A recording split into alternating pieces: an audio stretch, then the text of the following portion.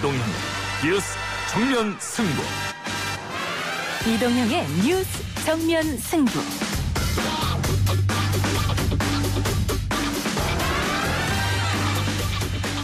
청취자 여러분 안녕하십니까, 이동형입니다. 공수처를 둘러싸고 여야의 공방이 시작됐습니다. 공수처장 추천위원 한 명이 논란 속에 사퇴를 했죠. 공수처 출범과 관련해서 민주당이 저렇게 무리하고 성급하게 접촉을 하다가 체했습니다. 추천한 공수처장 추천위원이 불과 몇 시간 만에 사퇴하는 이런 일들이 벌어졌습니다. 내일은 공수처 출범 법정 시한입니다. 더불어민주당 김남국 의원 연결해서 이야기 들어볼 텐데요. 지난주 한 방송에서 주호영 의원과 우연히 만난 자리에서 처리 가능성을 봤다라고 이야기했습니다만 한 주 사이에 상황은 급격히 변했습니다. 또 고 박원순 시장 성추행 피해 여성에 대한 2차 가해를 멈춰야 한다고도 이야기했는데요. 일부에서 만나보겠습니다.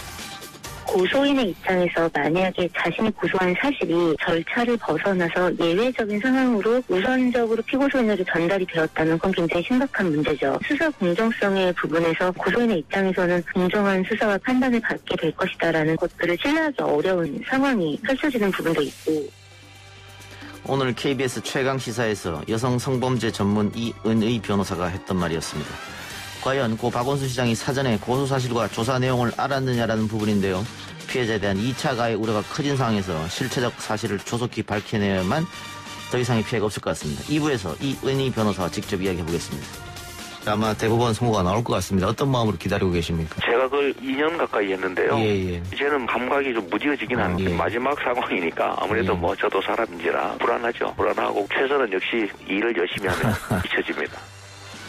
지난 3일 이재명 경기도지사가 이 프로그램에서 한 말이었습니다.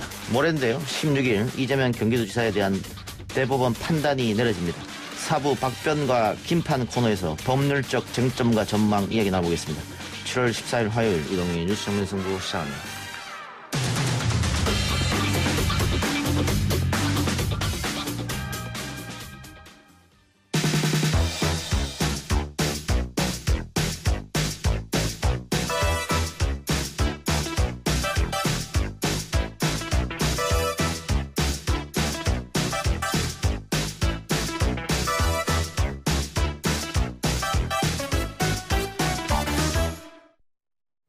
공수처 출범 법정 시한 바로 내일입니다. 어제 민주당은 공수처장 후보 추천위원 2명을 선정해서 발표했는데 그 가운데 한 명인 장성근 변호사가 자진 사퇴하는 일이 벌어졌습니다. N번방 조주빈의 공범이었던 강모 씨의 변호를 맡은 것이 알려지며 논란이 불거졌기 때문이죠. 민주당이 법정 시한 내 출범만을 신경 쓰다가 사전 검증을 소홀히 한 것 아니냐는 지적이 나옵니다. 국회 법사위 소속이죠. 더불어민주당 김남국 의원 연결해 보겠습니다. 의원님 나와 계십니까?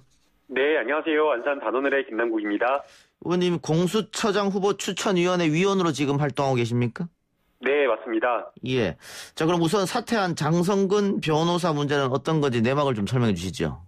예, 우선은 많은 국민들께서 공수처가 그 기한에 맞게 출범해야 된다라는 그런 요구를 많이 하셨는데 이런 일이 벌어지게 돼서 국민 여러분께 사죄의 말씀을 좀 전하고 싶고요. 예. 내막이라고 하기까지 그런 것들은 없고, 예. 우선은 저희가 공수처장 후보 추천위원을 추천하는 과정에서 여러 가지 기준을 세웠는데요. 우선은 전문성이 있어야 되고, 그리고 사회적으로 또 덕망이 있어야 되면서, 또 동시에 야당의 협력과 협조를 구해야 되는 부분이 있기 때문에, 또 정치적인 어떤 중립성과 색깔이 없는 그런 분들을 좀 모셔야 된다라는 기준을 정했습니다. 네, 그래서 이제 어떤 친분 관계라든가 아니면 여당의 친한 인사 그런 것들이 아니라 객관적인 어떤 그런 공정성 기준을 좀 삼다 보니까 잘 알지 못하는 그런 부분이 있었던 것으로 보이고요. 또 그다음에 이제 의사 같은 경우도 누구를 치료한다라고 하더라도 그것을 문제 삼지 않듯이 대개 변호사도 여러 범죄와 관련된 것들을 변호를 할 수 있다라는 기본적인 어떤 그런 생각이 있다 보니까 변호사가 어떤 사건을 수임하고 변호하는지에 대한 부분에 좀 소홀했던 것 같습니다. 국민적 공감대가 부족했다 뭐 이런 것인데 어쨌든 N번방 공범을 변호한 사람을 추천했다. 이거 검증이 소홀했다라고 볼 수 있는 거 아니겠어요? 이게 저희가 이제 그 검증할 수 있는 기간을 사정기간이나 이런 것들을 두고 있지 않기 때문에 예. 저희가 모든 것들을 좀 검증하기에는 좀 어렵고요. 예. 결국에는 그 해당 추천위원이 어떤 역할과 경력을 가지고 있는지 그런 것들을 위주로 들여다보고 평판조회 하는 이런 것들을 할 수밖에 없습니다. 특히나 이제 사건 수입 내역과 관련되어서는 당사자 변호사만 알 수 있는 그런 사안이기 때문에 당사자가 이야기를 해주지 않는 이상은 사실 이게 저희 당에서 이걸 파악할 수 있는 것은 아닌 그런 사안이어서 좀 이렇게 검증에 소홀했다라고 보기에는 조금 어려운 점도 있습니다. 예. 재선정 작업은 언제 하십니까? 최대한 빨리 해서 지금 이미 긴급하게 저희가 회의를 해서 복수로 여러 사람을 지금 추천해서 또 검증 절차를 지금 하고 있는 그런 상황이고요. 지금 이런 내일 이제 7월 15일 출범해야 되는 그런 상황 직전에 이런 일이 있어서 더욱더 철저하게 검증하고 보다 훌륭하신 분을 모시기 위해서 지금 계속해서 추진 작업을 해나가고 있는 상황입니다. 방금 말씀하신 것처럼 15일이 출범일이긴 합니다만은 아직 후보 추천도 완료가 되지 않은 상황인데 야당이 추천하지 않으면 결국은 불가능한 거 아닙니까? 네, 야당이 추천하지 않으면 추천위원회가 구성되는데 어려움은 있을 거라고 생각이 됩니다. 예. 그럼에도 불구하고 야당이 일을 안 한다라고 해서 여당도 일을 안 하고 손을 놓고 있을 수 있는 그런 상황은 아니고요. 예. 저희가 할 수 있는 일은 최대한 하면서 야당의 협조를 구하는 게 오히려 저희 여당이 해야 될 일이라고 생각이 듭니다. 예. 책임 있는 자세로 공수처 출범을 위해서 최선을 다하고요. 또 특히나 더욱더 중요한 야당의 협조와 협력을 이끌어내기 위해서 좀 노력할 생각입니다. 계속 설득하겠다 이 말씀인데 저희 방송에 출연하신 다른 여당 의원들도 같은 입장을 말씀했습니다마는 야당이 쉽게 후보를 추천하지 않을 것 같거든요. 그러면은 B안, C안이 있어야 될 거 아닙니까? 네, B안, C안으로 개정하려고 하는 건 아니냐. 예. 기자님들께서 그런 질문을 많이 하시는데요. 예. 저희 법사위원들끼리는 그런 개정안을 논의하거나 그런 것은 아직 하지 않고 있습니다. 예. 전혀 그런 논의는 없고요. 오히려 야당을 설득하기 위해서 더 노력하려고 하고 있고, 또 지난주에 저도 이제 그 다른 방송사에서 토론을 했는데, 토론하는 과정에서 중립적인 어떤 인사를 추천하자라는 그런 부분의 이해를 같이 함께하고 있어서 야당과 협력하려는데 지금 현재로서는 초점이 맞춰져 있는 상황입니다. 이해찬 대표는 법 개정을 언급했습니다. 어쨌든 법사위에서는 그런 논의를 한 적이 없다고 말씀하셨고. 네, 그렇습니다. 그러면 열린민주당의 최강욱 대표가 미래통합당이 추천하지 않으면 비교섭 단체에서 추천하도록 하자 이렇게 얘기를 했습니다. 이 안은 혹시 이야기 나눠보신 적 있습니까? 이것도 역시나 법 개정이 필요한 사안이고요. 예. 만약에 야당의 이해를 구하려고 노력하는 상황에서 이 이야기를 먼저 꺼낸다라고 한다면 그거야말로 야당의 협력을 발로 걷어차버리는 그런 상황이 될 수도 있기 때문에 예. 지금 열린민주당의 최강욱 대표님께서는 이런 이야기를 하실 수는 있으시겠지만 예. 저희 당에서 이 부분에 대해서 검토한 바는 없습니다. 예. 주호영 원내대표 만나신 적 있습니까? 최근에? 주호영 원내대표님을 만난 적은 최근에 없고요. 예. 목욕탕에서 잠깐 이제 만난 적은 있었습니다. 예. 네. 거기서 어떻게 얘기 좀 나눠보셨어요? 이제 제가 한참 후배 의원으로서 예. 이제 그 주호영 원내대표님께 공수처와 관련되어서 어떻게 해야 될지 그냥 이렇게 한번 여쭤봤고요. 예. 이제 목욕탕에서 사적으로 나눈 이야기를 다 말씀드릴 수는 없고 예. 결국에는 주호영 원내대표님께서 하신 말씀도 야당의 협력 없이는 공수처가 출범 못하니까 예. 여당에서 조금 더 양보하고 야당의 그 이해를 구하기 위한 노력해야 되는 것 아니냐 예. 그런 취지의 말씀을 하셨습니다. 예. 그런데 최근에 미래통합당의 모습을 보면 그 원내대표보다는 그 의원들 전원의 합의를 더 중요시 여기는 것 같아서 말이죠. 그렇다면 원내대표뿐만 아니고 야당 전 의원을 설득하는 작업이 필요하지 않나 이런 생각도 들어요. 네, 맞습니다. 그래서 이제 저도 좀 바빠가지고 지금 그렇게 못하고 있는 상황인데 예. 이번 주나 최대한 빠른 시간 내에 야당의 법사위원님들 한 분 한 분 좀 연락드려서 제가 그 의원님들 시간 되시는 때 찾아뵙고 여러 가지 이야기도 좀 듣고 예. 그런 모습을 좀 보이려고 생각하고 있습니다. 예. 어쨌든 지금 할 수 있는 일은 야당을 설득하는 길이다 이 말씀이네요. 네, 맞습니다. 알겠습니다. 다른 현안 좀 여쭤보죠.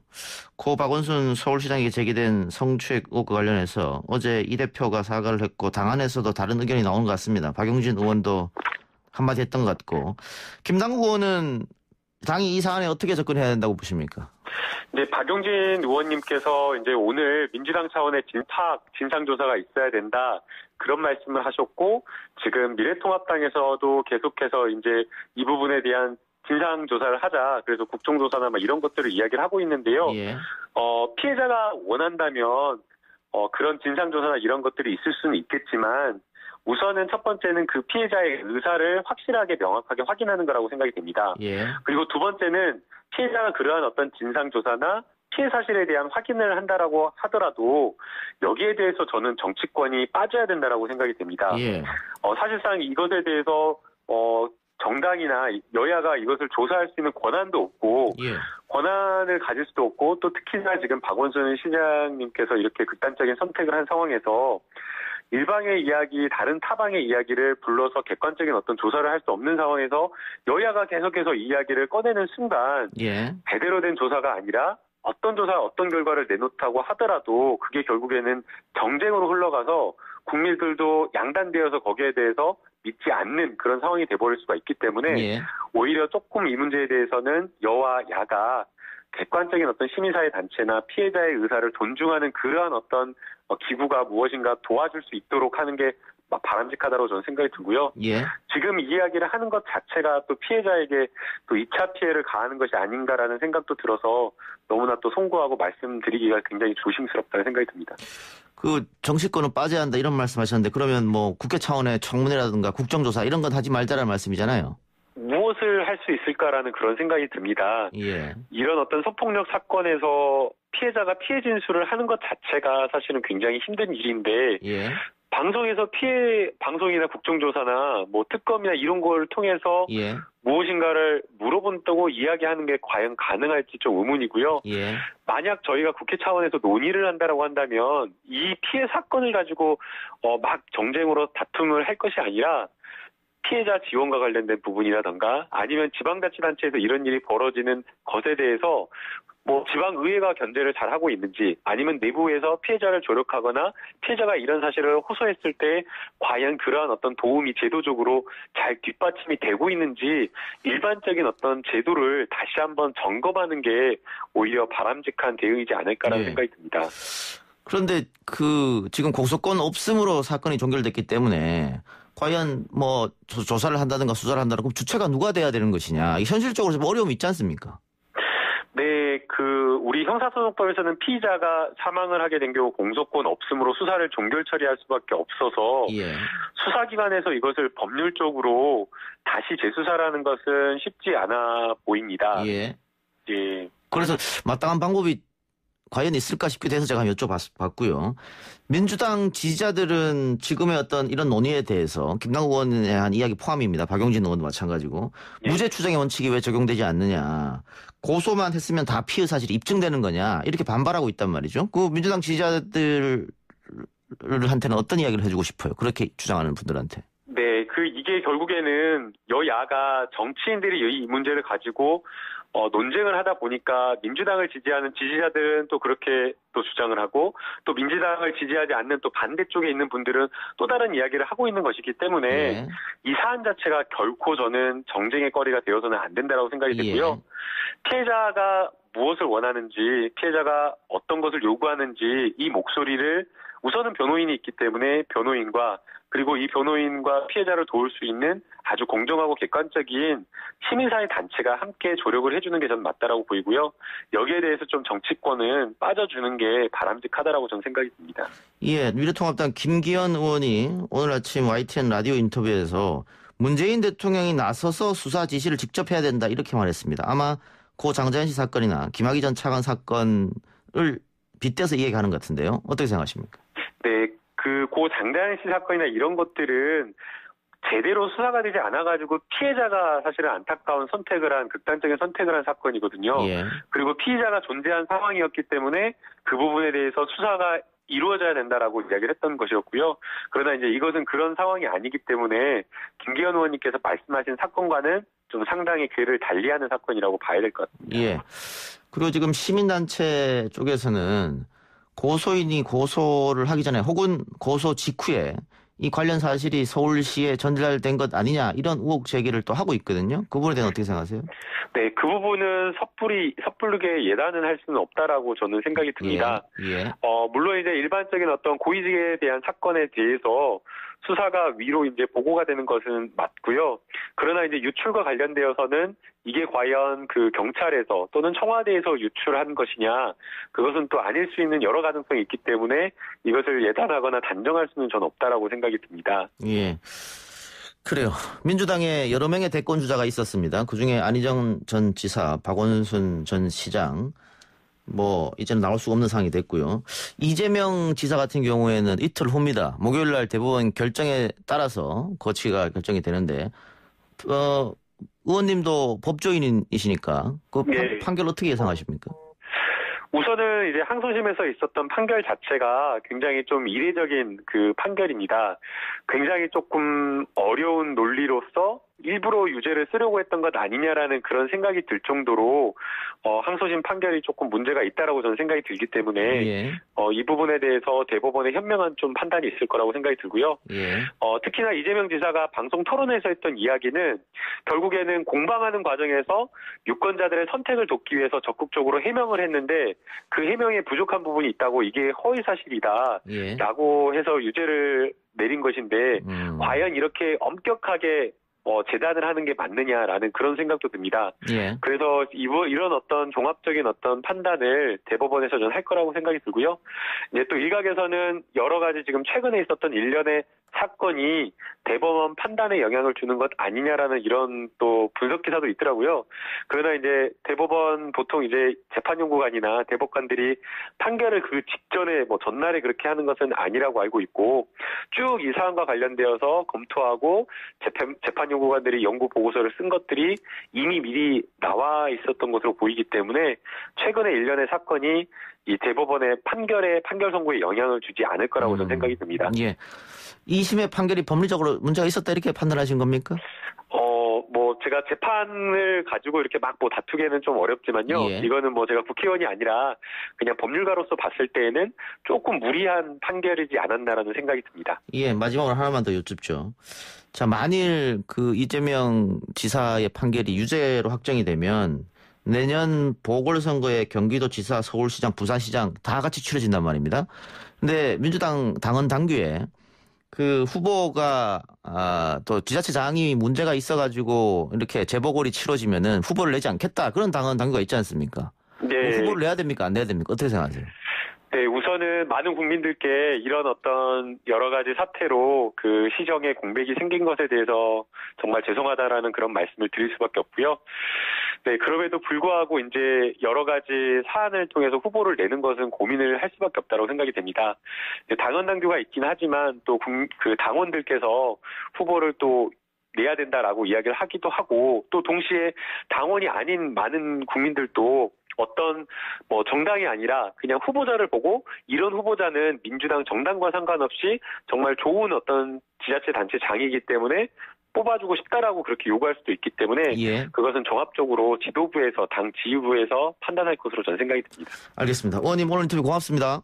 네, 감사합니다. 지금까지 더불어민주당 김남국 의원이었습니다.